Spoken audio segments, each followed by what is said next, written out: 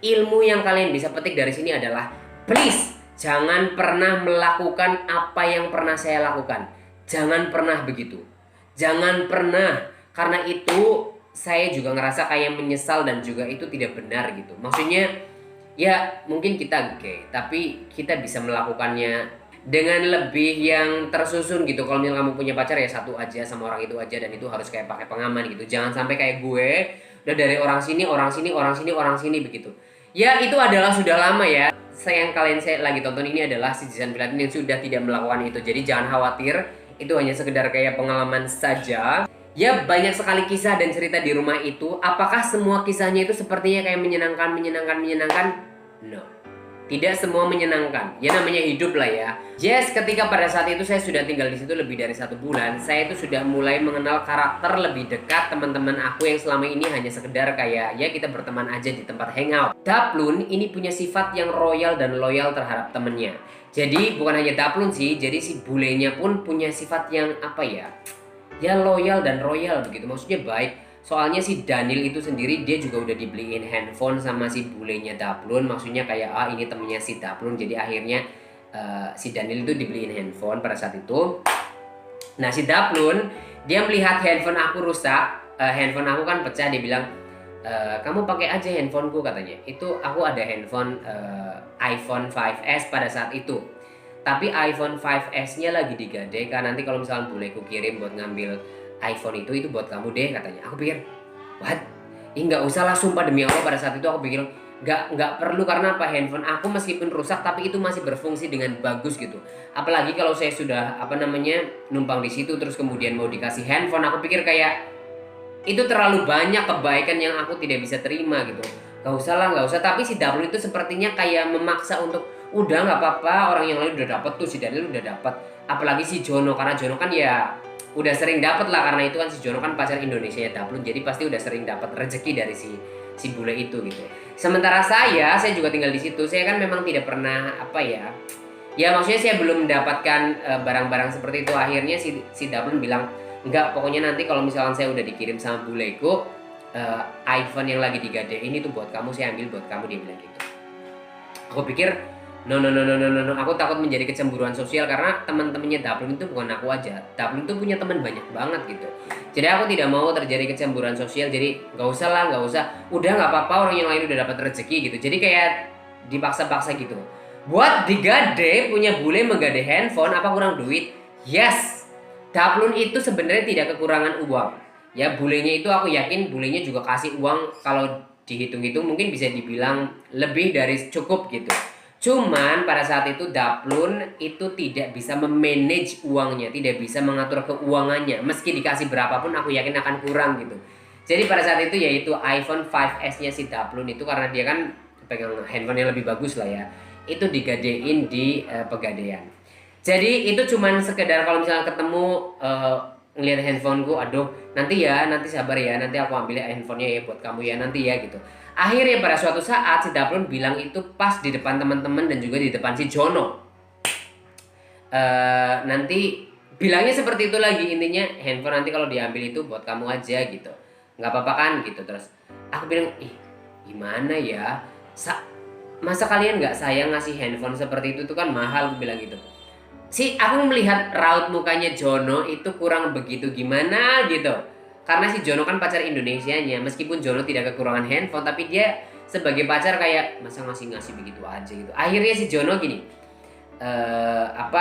ya udahlah nggak apa-apa sih, ambil aja daripada nanti dikasih ke orang kan sayang, mending dikasih ke teman sendiri. Tapi saya tidak melihat raut muka yang benar-benar lega untuk ngomong seperti itu. Si Jono bilang kayak gitu. Jadi pada saat itu si Daplun kan sering dapat kiriman setiap 2 minggu gitu. Jadi tidak ada alokasi uang buat mengambil handphone itu. Jadi tidak disempetin untuk ngambil itu. Jadi Akhirnya tidak diambil. Jadi akhirnya kalau Daplon ketemu saya tuh kayak agak sedikit ngerasa nggak enak. Aduh sabar ya, sabar ya. Aku bilang jangan bebani diri kamu sendiri kalau memang itu belum cukup atau memang tidak. Itu nggak usah dipikirkan karena saya juga tidak membutuhkan handphone. Hai wahai yang nonton ya, teman-temanku silakan menilai teman-temanku yang si Jono, si Daplon. Mungkin kalau Daplon nonton, saya tidak pernah mengharapkan itu, benar. Saya selalu tidak pernah mengharapkan itu. Akhirnya pada saat itu datanglah dimana ketika bulenya liburan ke Bali, si Daplon diajak belanja sama bulenya. Yes, Daplon diajak belanja sama bulenya. Dibilang, si Ji, aku mau ke Beach Walk. Beach Walk itu adalah sebuah mall. Dia bilang gitu, saya mau diajak belanja sama buleku. Kamu mau apa? Nanti kalau aku udah di sana nanti aku beliin. Kamu mau baju nggak? Kamu mau baju nggak? Kamu kan suka baju-baju yang kayak Topman kayak gitu yang harganya ya Topman gitu, kaos-kaos yang simple gitu. Kalau kamu mau nanti saya beliin gitu. Aku udah nggak usah deh, nggak usah, udah nggak apa-apa katanya. Bener-bener saya tuh kalau misal dikasih apa-apa tidak pernah saya minta gitu. Akhirnya dia belanja dari Beach Walk. Dia beliin aku pada saat itu kayaknya baju Topman 2 potong lah. Terus aku masih inget banget, aku pulang ke kamar sore-sore, tiba-tiba si Jono keluar dari kamar bilang, sis, itu tuh ada 2 potong baju dibeliin tadi sama si AA. Jadi si Jono itu manggilnya kan si AA. Tadi udah dibeliin baju sama si AA tuh. Aku mau aku mau keluar, aku mau ke tempat si Enji, aku mau tidur di sana gitu. Aku dibeliin kaos, tapi kenapa kamu keluar mau tinggal di tempat Enji? Ngomongnya juga itu sih gitu-gitu loh, kayak tidak begitu terlalu happy dengan itu. Padahal si Daplon bilang itu saya sudah beliin kaos Topman, saya juga udah beliin sekalian sama si Jono juga dibeliin gitu. Maksudnya udah dapat masing-masing karena itu pembelian dari bulenya dia gitu. Jadi ya dapat kan, maksudnya sama-sama dapat pembelian, tapi aku kan tidak meminta, aku dibeliin. Nah si Jono itu kayak ngerasa begitu. Jono dan Daplon kalau kalian masih ingat kejadian itu, akhirnya tiba-tiba ya biasanya kan kalau si Jono kemana-mana ngajak aku, yuk main kesini, tidak. Dia tiba-tiba aku mau tidur tempat NG, aku mau main ke tempat NG gitu. Ya kayak gitulah, mental banget. Terus tiba-tiba dia keluar, aku tahu bahwa dia tidak begitu terlalu suka aku dikasih baju. But anyway, saya mau berbuat apa? Ya kan? Dikasih itu sesuatu hal yang harus disyukuri, tapi saya tidak pernah minta gitu. Mungkin dari akumulasi seperti itu, aku mau dikasih, dijanjiin handphone, aku dibeliin baju, mungkin penerimaan si Jono agak kurang begitu terlalu suka gitu. Akhirnya di suatu pagi aku lagi tidur, kan aku tidurnya kalau misalkan memang ada bulenya di sini kan, Jono tidurnya sama kita, jadi di kasur itu ada bertiga, aku, Jono sama Daniel itu tidur. Pagi-pagi aku bangun, tiba-tiba si Jono sama si Daplon itu kayak lagi sedikit bertengkar gitu, kayak lagi bertengkar. Gue nggak ngerti mereka bertengkar kenapa, tapi aku waktu bangun aku tanya kalian kenapa, si Jono bilang itu tadi kamu lagi tidur terus pantat kamu di cium-cium kayak gini, dicium-cium kayak gitu. Apa coba itu katanya. Aku agak mau ketawa, tapi gimana, karena saya tahu banget, sadar betul sifat si Daplon itu orangnya suka bercanda. Mungkin cium-cium pantat aku itu hanya untuk bercanda-bercanda aja gitu. Cuman tiba-tiba si Jono itu melihat, mungkin akhirnya mereka bertengkar, aku makanya sampai kebangun gitu. Pada saat itu pagi hari, hal-hal yang sangat kecil digabungin gitu, mungkin sama Jono itu diambil hati gitu. Jadi akhirnya lah si Jono timbul perasaannya agak sedikit kurang begitu terlalu nyaman dengan adanya aku di situ. Disitulah udah mulai terasa agak sedikit kurang begitu nyaman. Terus pada saat itu permasalahan bukan datang dari Jono aja, permasalahan datang dari belakang. Aku sudah mulai kayak cekcok sama belakang karena saya sudah mulai kayak tidak bisa membayar angsuran BPKB yang pernah saya pinjam, karena pada saat itu memang pemasukan kurang. Jadi setiap aku dapat duit sebenarnya aku kumpulin untuk mereka gitu, hutang-hutang itu. Tapi tetap aja pada saat itu ketika saya tidak dapat pemasukan, susah banget untuk ngembaliin. Nah si belakang sudah mulai kayak tidak pernah ke situ lagi karena malas ketemu aku gara-gara aku tidak membayar.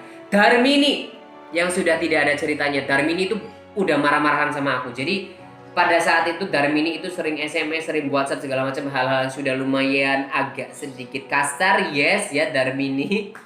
Tapi aku gini, ya ampun, kok permasalahan jadi datang semuanya gitu. Karena pada saat itu 3 orang yang aku anggap teman baikku sudah mulai ngerasa kayak tidak nyaman dengan keadaan aku. Tapi itu wajar, ada alasannya. Bukan tiba-tiba mereka tidak nyaman, tapi memang wajar karena saya yang punya masalah pada saat itu. Jadi aku ngerasa kayak Oh my god, masalah datang lagi gimana? Jadi tempat yang buat aku curhat itu cuman si Daniel. Disitulah Daniel, aku apa-apa curhat sama Daniel, apa-apa curhat sama Daniel. Kalau misalkan belakang udah, aku pernah ya, satu hari belakang itu dia WhatsApp gini, jangan stop untuk membuat saya tambah miskin, jangan membuat saya tambah melarat. Kamu tahu nggak, saya tuh udah ditarik-tarik ini sama dealernya. Terus saya mau diancam dipecat dari perusahaan saya gara-gara saya punya hutang di situ.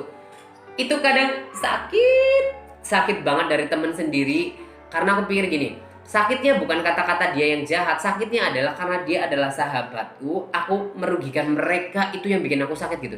Ya Allah, kenapa sih, kenapa aku harus begini dalam keadaan seperti itu gitu. Maksudnya kenapa saya membebani mereka sebagai teman, kasihan mereka, kan ini aku yang salah. Kenapa dealernya itu nggak telepon langsung sama aku, padahal aku bilang ini nomor teleponnya, apa saya telepon langsung sendiri, apa ya suruh jangan telepon kamu, kasihan kamu, padahal aku yang harus bertanggung jawab. Aku sering bilang sama belakang begitu, enggak, mereka tuh nggak mau peduli orang itu pakai nama saya gitu-gitu loh. Jadi aku makin tambah terpuruk, makin tambah terpuruk. Sementara Darmi ini, sister kamu di mana, bla bla bla bla, pokoknya udah ngomong yang kasar-kasar. Aduh, akhirnya sepertinya saya udah kayak aduh, karena bermasalahnya sama teman kita sendiri itu lebih sakit loh. Kalau bermasalahannya itu sama orang lain nggak apa-apa karena itu bukan teman kita, tapi kalau sama teman kita aku ngerasa bersalah banget, kayak ya ampun, hidup aku sepertinya kayak membuat mereka hidupnya susah gitu. Itu benar-benar sakit banget pada saat itu. Pada saat itu aku tuh sudah ada duit bayar angsuran. Aku bilang, Blakong, ini sudah ada duit, kamu mau ambil ke sini sekalian main ke tempat Daplun, atau mau dikasih kemana, atau saya transfer, atau dikasih cash. Dia bilang, yaudah kasih cash aja gitu. Soalnya aku pikir kenapa nggak aku yang bayar aja langsung, tapi dia sepertinya tidak begitu percaya kalau saya yang bayar angsuran, nanti dikira nipu gitu.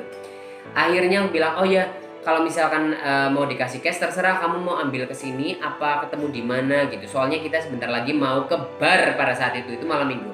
Aku pada saat itu sudah tidak ditemani sama Blakong, Darmini gitu, sudah renggang lah intinya. Aku cuma temenan sama Daniel ya, sama Jono karena Jono tinggal di situ. Cuman ya Jono agak sedikit renggang gara-gara masalah si Daplun itu. Akhirnya ya aku kalau ke bar itu sama si Rosi. Kalian tahu Rosi yang pakai baju putih kemarin di sini kan? Sama itu. Aku mau ke bar sama Rosi, nanti uangnya aku kasih di bar aja. Ya udah, aku ke bar katanya si Belawang, dia bilang gitu. Ketemulah di bar. Di bar itu dia datang sepertinya jam 12, sementara dia udah tahu bahwa kita tuh ke bar itu kan sampai jam 4 pagi.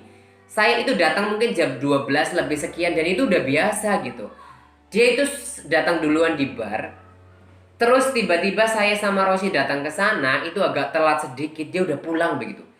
Dia udah pulang katanya, kalian jangan mempermainkan aku ya, saya udah tunggu di bar tapi kalian nggak kesini gitu. Aku sama Rosi, what? Ini ngapain, kan di bar kan sampai jam 4, orang paling nunggu beberapa menit. Karena dia tuh orangnya agak sedikit begitu, tidak begitu terlalu berpikir panjang ya, sama ketika dia mau menolong saya dengan BPKB pada saat itu, dia nggak berpikir panjang, maksudnya udah nolong aja, nggak berpikir bahwa apakah saya nanti akan mampu membalikan apa tidak gitu. Di situ karena saya menyakiti dia, aku ngerasa ya Allah, padahal dari dulu kenapa sih kamu harus nawarin aku pinjemin BPKB, mending dibiarin aja gitu, maksudnya jangan gali lubang tutup lubang. Tuh satu pelajaran, ketika kalian punya hutang jangan gali lubang tutup lubang. Nanti itu akan jadi masalah dengan yang lain, apalagi ketika nutup lubangnya dengan uang teman kamu sendiri gitu. Aku pada saat itu ngerasa kayak menyesal banget, ya ampun, aku kasihan banget temanku itu ditagih-tagih terus sama orang gara-gara aku pikirnya begitu. Masa baru beberapa menit dia udah pulang, dia belum lama itu nunggunya. Saya juga soalnya saksinya itu si Rosi, karena aku kabar sama Rosi kan. Saya kesana, ya ampun, orangnya udah pulang, dia udah marah-marah di WhatsApp begitu. Akhirnya dia bikin voice note disampaikan ke semua orang temen-temennya, dia sambil nangis-nangis.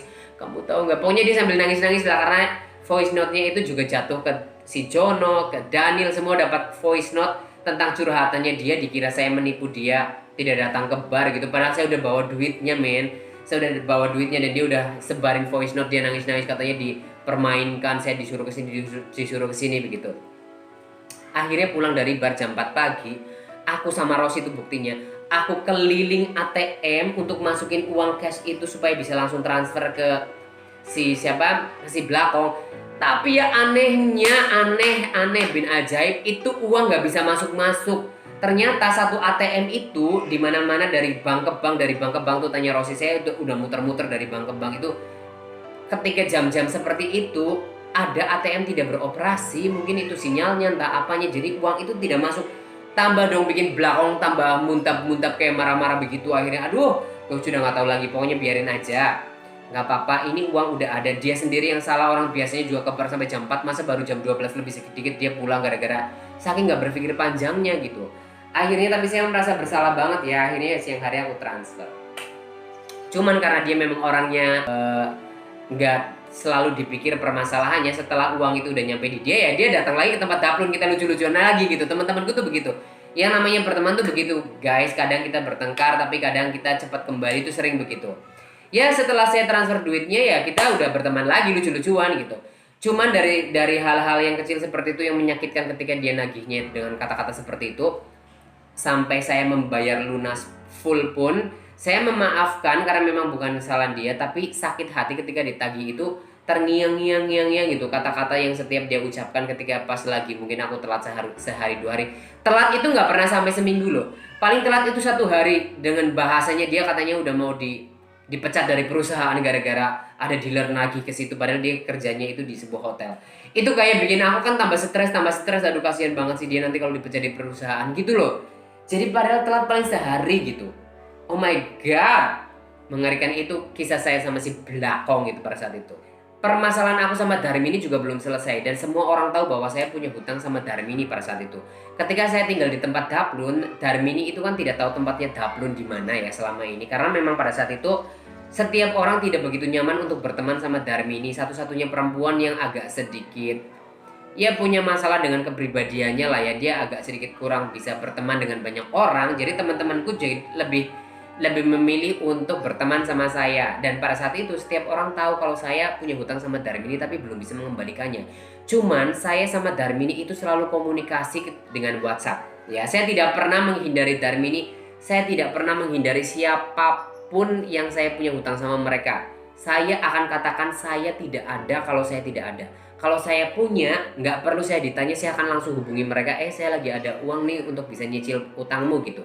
Intinya prinsip aku adalah seperti itu, melunasi hutang pada saat itu. Cuman yes, tempat tinggalnya itu memang disembunyikan, dirahasiakan tempat tinggalnya. Pada saat itu kan tempat tinggal Daplun, jadi setiap orang sepertinya merahasiakan itu dari Darmini. Karena di situ ada saya pada saat itu. Teman-temanku tuh tahu semuanya gitu. Jadi nanti kalau punya ya tinggal transfer aja ke Darmini. Cuman saya tidak tahu pada saat itu tiba-tiba Darmini itu bisa datang ke rumah itu, bayangin. Jadi pada saat itu aku sama Darmini sudah cukup lama tidak bertemu, tapi kita cuma komunikasikan lewat WhatsApp aja gitu. Siang hari jam 12 siang saya baru pulang dari ngajar. Pada saat itu saya baru mau membuka nasi ya, saya lagi baru mau makan ini baru 1 suapan. Tiba-tiba pintu itu jebret gitu, Darmini masuk.